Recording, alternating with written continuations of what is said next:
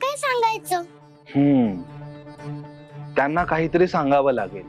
बघू, काहीतरी मार्ग निघेलच. आणि देवी, तुम्ही तुमच्या आईलाही वचन दिलंय, त्याचं काय? मी आईला वचन दिलंय की मी गाव सोडून जाईल आणि मी ते वचन नक्की पाळेन. देवी, अहो हा तर शब्दांचा खेळ झाला. गावाला वाचवण्यासाठी आणि मदाचा अंत करण्यासाठी मला हा खेळ खेळावा लागणार आहे. कुठल्याही परिस्थितीत आता मला महादेवांकडून योग विद्या शिकून घ्यायलाच हवी.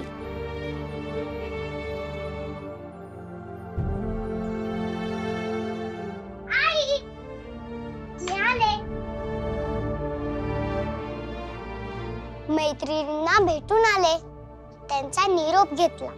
पण मी गाव सोडून चालले हे कुणाला सांगितलं नाही हं, नाहीतर त्यांना खूप वाईट वाटलं असतं. आज रात्रीच निघूया आपण हं, माझ्या बरोबर. काही कुठं जायची गरज नाहीये जगदंबा. म्हणजे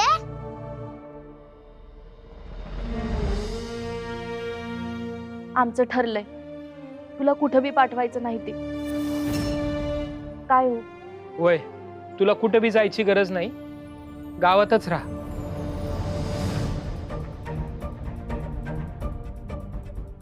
हे काय झालं अचानक?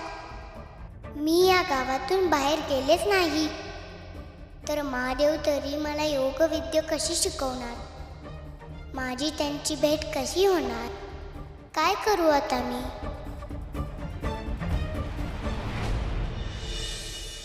मोठं संकट कोसळलंय देवी. आपण एवढी मेहनत करून, एवढी तयारी करून सगळं नियोजन केलं, पण आता त्यावर पाणी पडतंय की काय? आता कसं काय करायचं? मलाही तेच कळत नाहीये नंदी महाराज. आई बाबा आधी माझ्या काळजीनं मला बाहेर पाठवणार होते, आता तिकडे गेले तरी मला पकडतील, म्हणून काळजीनं पाठवत नाहीयेत. देवी, मदराजाच्या त्रासातून गावाची कायमची सुटका करायची असेल तर तुम्हाला महादेवांची भेट घेणं आणि त्यांच्याकडून योग विद्या शिकणं अत्यावश्यक आहे. आता असा काहीतरी मार्ग सापडला पाहिजे. ह्या पुढचा जो रिपू येणार आहे त्यात तुला अप्रत्यक्षपणे मदत करण्यासाठी हा मेंगाजीच उपयोगी ठरणार आहे. नियतीचीच ही योजना आहे. सापडला मार्ग, सापडला. कुठला मार्ग? ते बघा, तुळजाईने मला सांगितलं होतं हा माणूस तुझ्या मदतीला येईल म्हणून. पण त्या मेंगाजीला काय करायला सांगायचं? देवी, तुझ्या भक्तांशी, माझ्याच गावातल्या लोकांशी मी जे चुकीचं वागतोय ते लय चुकीचं आहे हे कळतंय मला. पण काय करू, एवढी वर्ष गावात नव्हतो, बायकोचं लय हाल झालं. आता तिचं बी डोसकं थाऱ्यावर नाही. आतापर्यंत तिनं जे भोगलं ते परत तिला भोगायला लागू नये असं वाटतंय, म्हणून तिच्या सांगण्यावरून त्या मदराच्या सेवेत लागलो. त्या पायी लोकांना त्रास द्यायला लागलोय. क्षमा कर देवी,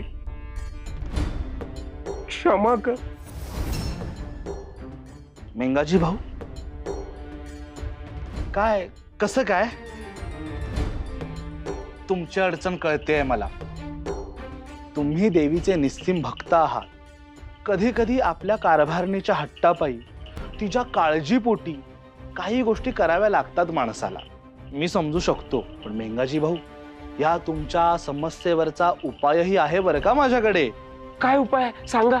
सांगतो. तुम्ही ना आता त्या सुंदराबाईंच्या ताटाखालचं मांजर झालाय, मांजर. म्हणजे असं लोक म्हणतात. तुम्हाला सुंदराबाईंचं सगळं ऐकून घ्यावं लागतंय. का सांगा? अहो, कारण तुमचं काही कर्तृत्वच नाहीये. म्हणजे असं त्यांना वाटतंय, मला नव्हे.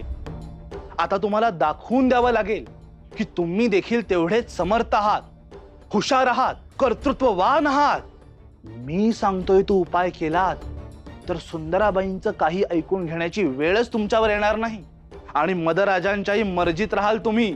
अगदी उजवा हात बनून जाल तुम्ही त्यांचा. असं काय असेल तर खरंच सांगा, काय वाटेल ते करून तो उपाय करीन मी. हे बघा, आता तुम्ही मदराजांचा शब्द गावात चालवताच आहात, पण त्यांचा दरारा टिकवण्यासाठी तुम्ही सतत लढताय असा त्यांचा विश्वास बसू देत. हे बघा, मंदिरात त्या छोट्या मुलीनं तुमचा केवढा मोठा अपमान केला. मदराजांचाही तिनं अपमान केला. तिच्या बाबतीत तुम्ही आता कठोर झालं पाहिजे. अहो, एवढीशी लहान पोरगी ती देवीची भक्त आहे. हा, तिच्या शब्दावर देवीनं चमत्कार केला. तिला मी असं म्हणून तिला सूट देऊ नका मेंगाजी भाऊ. त्या सुंदराबाईंना वठणीवर आणायचं असेल, मदराजाचा अधिक विश्वास संपादन करायचा असेल, तर मी सांगतोय तो जालिम उपाय करा.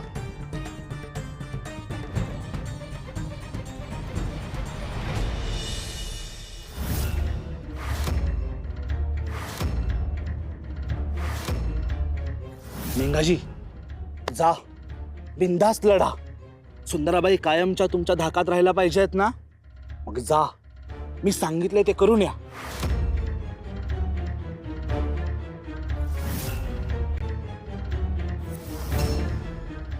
जनक बाबा, मेंगाजी, आज इकडं कोणीकडं? बसा, मी गुळ पाणी आणतो. हे बघा, पाहुणचारासाठी वेळ नाही माझ्याकडं. मी मदराजांचा आदेश पोचवायला आलोय.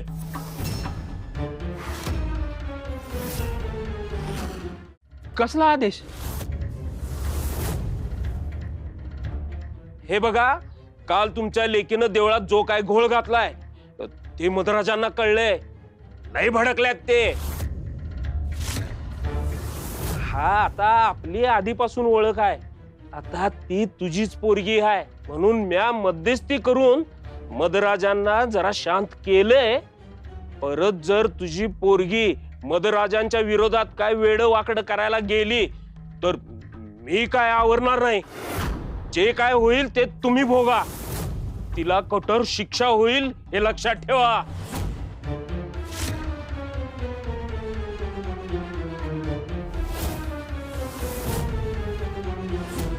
नंदलाल भाऊ, मी जरा जास्तच बोललो काय त्यांना? बिचारे लय घाबरले असतील. त्याची काळजी तुम्ही करू नका, मी समजावतो हा त्यांना. पण तुम्ही काय जोरदार कामगिरी केलीत. आता त्या सुंदराबाई पण तुम्हाला घाबरणार. जा जा, आत्ताच जा आणि मदराजांना हा पराक्रम सांगा. आणि हो, सुंदराबाईंनाही सोबत घेऊन जा. हा, जा जा, निघा निघा.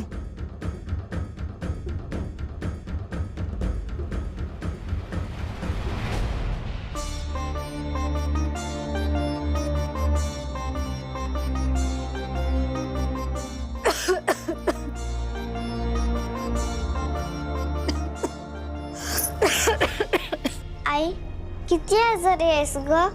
थांब, तुझ्यासाठी काहीतरी खायला करते. नको, काय बी करू नको, मी आहे ठीक आता. कशी बरी होशील? कालपासनं उपाशी आहेस. खाल्ल्यावर बरं वाटेल ग तुला.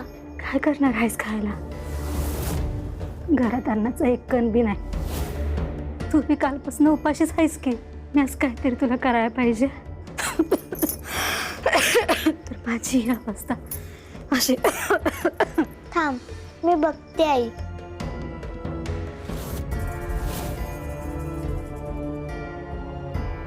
ह्याच्यात असेल काहीतरी.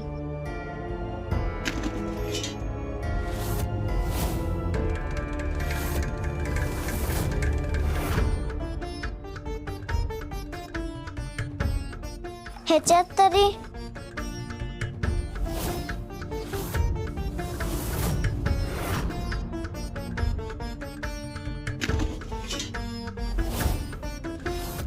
ह्याच्यात बघितलं होतं मी परवा.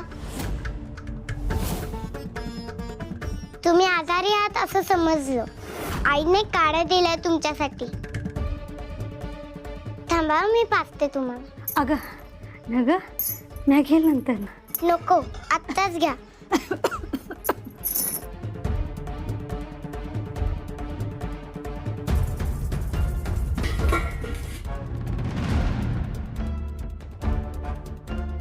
आता काहीतरी खाऊन पण घ्या हा, म्हणजे लवकर बरं वाटेल. काय खाणार? घरात तर काहीच नाहीये.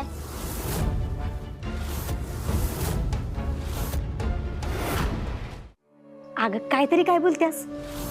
घरात हाय समजा सामान, हिनच नीट बघितलं नसेल. अगं आई म्हणते म्हणजे असेल सगळं घरात. चल मी बघते.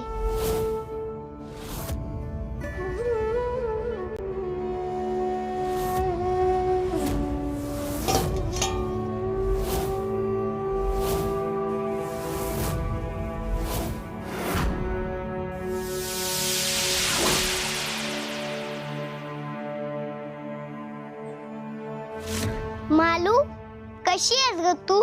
आई म्हणाली ना डब्यात काहीतरी असेल म्हणून. बघ, पीठ आहे की डब्यात? अगं ह्याच्यात तर तू ना नीट बघतच नाहीस. यात बघ बरं काय ते. बघ, ह्याच्यात पण आहेच ना.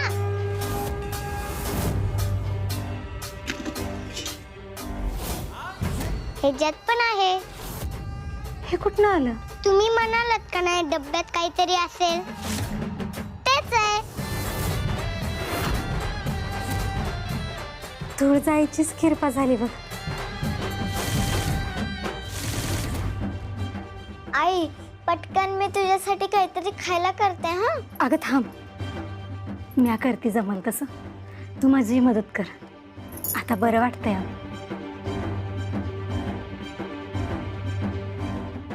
मालू, आईला मदत कर. मी पण निघते. माझी आई वाट बघत असेल.